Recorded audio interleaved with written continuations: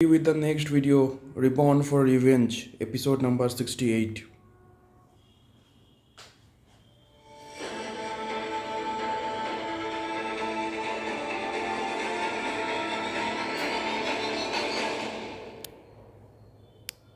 मृणाली को अपनी जगह से उठने में डर लग रहा था और उसे लग रहा था कि यह बस उसका वहम है कि बाहर कोई गाड़ी रुकी है, लेकिन उसे इस बात को चेक भी करना पड़ेगा। इसलिए उसने देविका से पूछा, देविका, तुम्हें बाहर कोई गाड़ी रुकने की आवाज आई? हाँ दीदी, लगता है कोई आया है। देविका की बात सुनकर मृणाली को और डर लगा। वो बस यही सोच रही थी कि इस वक्त कौन आ सकता है, क्या वो आदित्य है या फिर कोई और। लेकिन वो जो भी है, मृणाली को उसे देविका से दूर रखना था और इसलिए उसने देविका से कहा, देविका, चाहे कुछ भी हो जाए, यहां से उठना मत। जब तक मैं न बोलूं तब तक कुछ मत करना, समझी? पर दीदी, आप ऐसे क्यों बिहेव कर रही हैं? अचानक से क्या हो गया? मुझे लगता है कि वो लोग वापस आ गए हैं और इस बार आदित्य भी नहीं है, तो हम दोनों को ही उनसे डील करना पड़ेगा। तुम यहीं बैठी रहो, मैं चेक करती हूँ कि कौन आया है। इतना कहकर मृणाली उठी और कल रात को आदित्य की तरह ही खिड़की के पास खड़े होकर बाहर की तरफ देखने लगी। जैसे ही उसे अपने सामने उसी तरह की गाड़ी दिखी, उसकी बॉडी में गूज बम्प्स छूट गए। वो सोचने लगी कि उसे आगे क्या करना चाहिए। इतनी देर में उस गाड़ी से एक लड़की और एक आदमी उतरे। उसने इन दोनों को अपनी जिंदगी में कभी नहीं देखा था, लेकिन उसे इतना श्योर था कि इन दोनों में से कोई भी कल रात को यहां पर नहीं आया था। पर फिर भी वो उन पर ट्रस्ट नहीं कर सकती थी, इसलिए उसने उनकी बातें सुनना शुरू कर दी। उस आदमी ने एक बार घर की तरफ अच्छे से देखा और फिर लड़की से पूछा, तुम श्योर हो ना कि उसी का घर है? हाँ, मैं यहाँ पर पहले भी आ चुकी हूँ, ये उसी का घर है। मैंने रिसेंटली ही उसे यहाँ पर एक दो बार ड्रॉप भी किया था, उस लड़की ने कहा। मृणाली को समझ नहीं आया कि ये लड़की कौन है और उसने यहाँ पर किसको ड्रॉप किया था। उसे ऐसा लगा कि शायद ये दोनों गलतफहमी में यहाँ पर आए और शायद किसी और की बात कर रहे हैं। लेकिन इससे पहले कि वो किसी कंक्लूजन पर पहुंचती, उस आदमी ने कहा, मुझे आदित्य शंकर नाम सुनकर लगा था शायद किसी ढंग के घर में रहता होगा, लेकिन ये तो बद से भी बदतर है। इसके घर का गेट देख रही हो? ऐसा लगता है कि एक बोर्ड लगा करके रखा और उसी के भरोसे पर रहता है। कम ऑन चाचू, अब यहाँ पर आकर भी आप उसी तरह का तमाशा मत बनाइए। अब पहले ही उसे बहुत खरी खोटी सुना चुके हैं और दादू भी आपको बोल चुके हैं कि आपको कुछ नहीं करना है, लेकिन आप मानते ही नहीं हैं। इसीलिए दादू ने मुझे बात करने के लिए कहा है और आप प्लीज चुप रहिएगा, उस लड़की ने कहा। मृणाली को उनकी बात सुनकर इतना कंफर्म हो गया था कि वो आदित्य को जानते हैं और उसके लिए ही आए हैं, लेकिन उनका इंटेंशन क्या है, उसे इस बात की कोई क्लैरिटी नहीं थी। जब वो खड़ी खड़ी देख रही थी, तभी देविका उसके पास आई और उसने धीरे से पूछा, दीदी, ये दोनों कौन हैं? आप जानते हो इन्हें?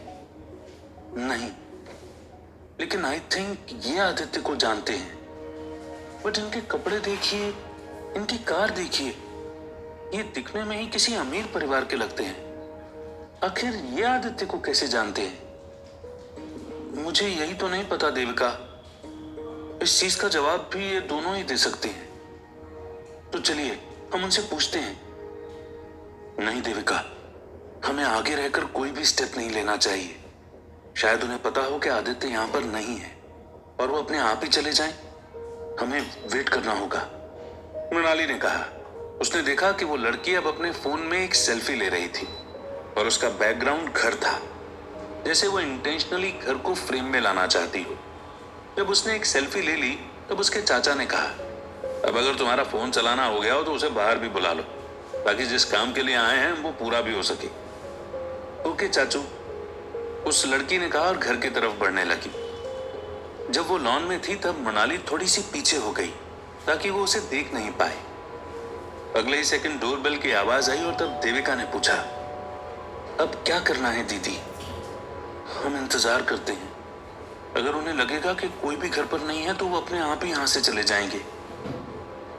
मृणाली इतना कहकर इंतजार करने लगी। एक दो बार फिर डोरबेल की आवाज आई, लेकिन जब अंदर से कोई रिस्पांस नहीं आया, तब उस लड़की ने पलटकर अपने चाचा से कहा, मुझे लगता है वो घर पर नहीं है, जरूर ऑफिस गया होगा, हम भी वही चलते हैं।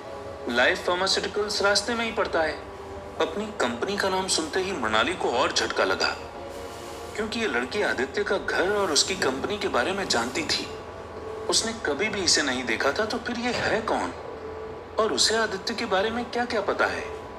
मृणाली यही बात सोच रही थी कि तभी उस लड़की के चाचा ने कहा, नहीं ऐसा नहीं हो सकता। देखो यहाँ पर दो दो गाड़ियां खड़ी हैं और इससे साफ साफ दिख रहा है कि घर के अंदर कोई है। आई थिंक वो बाहर नहीं आना चाहता, शायद हमसे डर गया होगा। He is not like that चाचू, I know him very well. Oh seriously? मुझे तो लगा था कि तुम उससे 1 महीने पहले ही मिली हो और बस 2 या 3 बार ही उसके बाद तुम्हारी उससे मुलाकात हुई है। एंड टेक माई एडवाइस कि वो इतना अच्छा आदमी नहीं है कि तुम उसे अच्छे से जानने के बारे में भी सोचो। इन सारी बातों को छोड़िए और आप बस मुझे ये बताइए कि अब आगे क्या करना है। वेल, मेरा सजेशन ये है कि हमें वेट करना चाहिए। कभी ना कभी तो वो बाहर निकलेगा ही और तब हम उससे बात कर लेंगे। या फिर घर पे नहीं भी होगा तो आ जाएगा, फिर हम उससे अपने काम की बात कर लेंगे। It's easy like that. Okay चाचू, जैसा आप कहें। उस लड़की ने कहा और उसकी बात को सुनकर मृणाली को कंफर्म हो गया कि जब तक कोई यहाँ से बाहर नहीं निकलेगा तब तक वो यहाँ से जाएंगे नहीं। वो सोचने लगी कि उसे क्या करना चाहिए, पर उन दोनों को देखकर उसे ये डाउट बिल्कुल भी नहीं हो रहा था कि वो शायद उस पर हमला करने या फिर आदित्य को कोई चोट पहुंचाने के मोटिव से आए हैं। देविका मृणाली को देख रही थी और सोच रही थी कि वो इसके बारे में क्या डिसीजन लेगी, और इसलिए उसने पूछा, दीदी अब क्या करना है? आई डोंट थिंक कि आदित्य से मिले बिना यहाँ से जाएंगे। मुझे लगता है कि हमें बाहर जाकर इन लोगों को बता देना चाहिए कि वो यहाँ पर नहीं है। बट देविका, क्या तुम्हें लगता है कि इस बात को सुनकर ये लोग यहाँ से चले जाएंगे?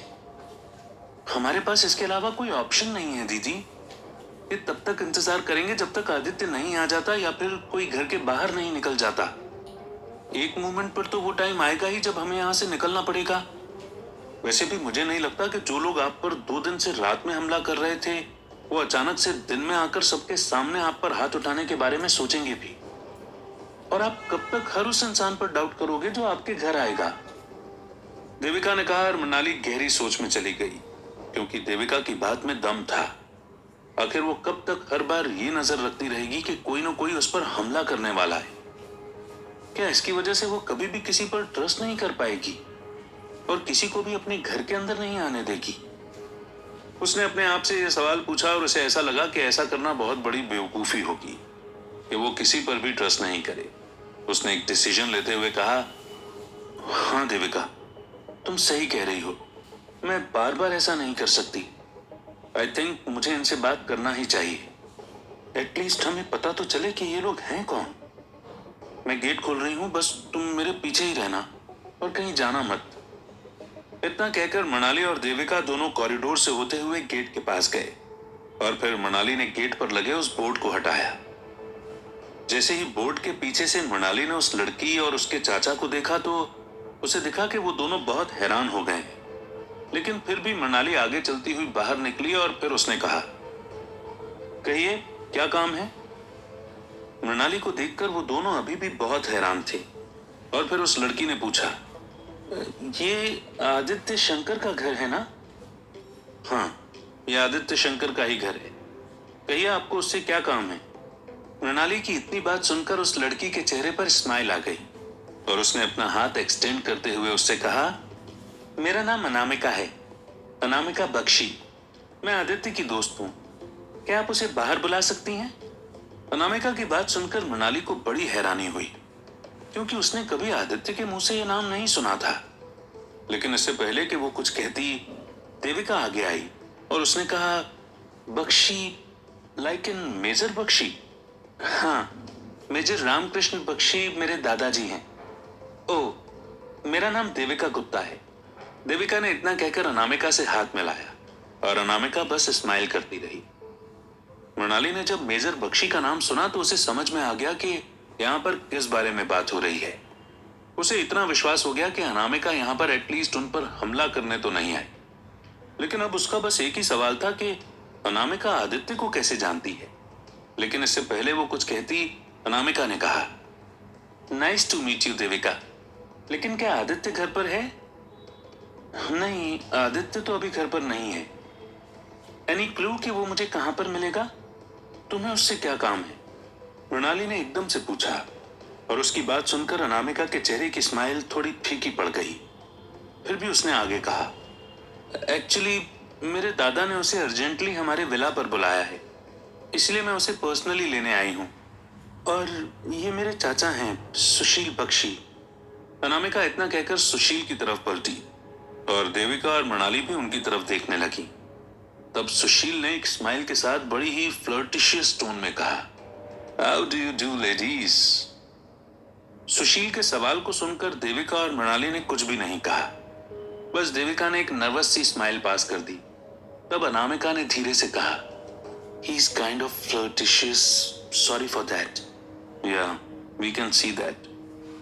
मृणाली ने थोड़ी रूड टोन में कहा, जिसकी वजह से अनामिका की स्माइल पूरे तरीके से गायब हो गई और उसने पूछा, I am sorry to ask you this question, पर क्या आप आदित्य के साथ ही रहती हैं? अब उसकी पत्नी उसके साथ नहीं रहेगी तो तुम रहोगी क्या? मृणाली ने उसी टोन में जवाब दिया और उसकी बात सुनकर अनामिका के पैरों तले जमीन खिसक गई। उसने 2 दिन पहले ही आदित्य को अपनी फीलिंग के बारे में हिंट दी थी और उसे पूछा भी था कि क्या वो शादीशुदा है, लेकिन उसने कुछ नहीं कहा था। पर आज एक लड़की उसके सामने खड़ी है और ये क्लेम कर रही है कि वो उसकी पत्नी है, तो क्या उसे इस बात का विश्वास करना चाहिए या नहीं? क्योंकि उसे ये पता था कि आदित्य बहुत झूठ बोलता है।